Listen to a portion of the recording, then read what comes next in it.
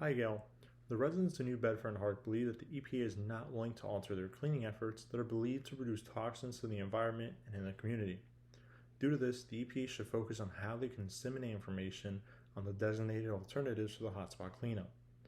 The evidence gathered identified three measures that best satisfy the 9 criteria prescribed by the Superfund statute: a temporary on-site incinerator, disposing sediment solidified by the addition of an off-site landfill, and dredging and treating PCB with solvent extraction.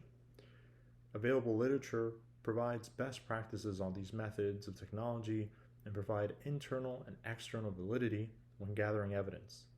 Besides the internal evidence, consideration should be taken on touching base and gaining credibility through external stakeholder studies and best practices of these techniques and their effect or lack thereof when it comes to the emission of toxins. Now, this issue has become a dynamic and complex system of multiple forces with varying incentives and multiple constraints. Considering the initial evidence gathered, there seems to be an issue of information asymmetry. Quality of goods, particularly those that are technologically and scientifically complex, tend to become an area of policy concern. Therefore, I recommend focusing on direct information provisions to target this issue. Building upon the collaboration of all parties involved in this case relies heavily on quality regulation and information disclosure.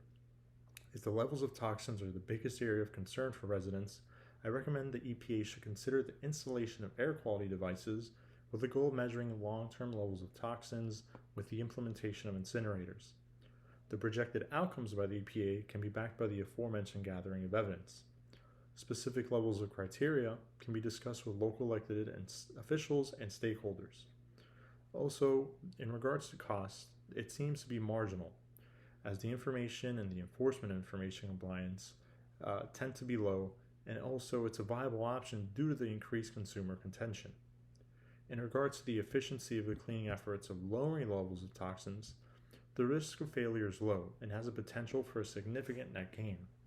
Political feasibility carries a moderate risk of failure, but due to previous studies by the New Bedford Community Working Group, the presentation of data to officials and stakeholders may persuade them to consider the inclusion of air quality monitors and incinerators.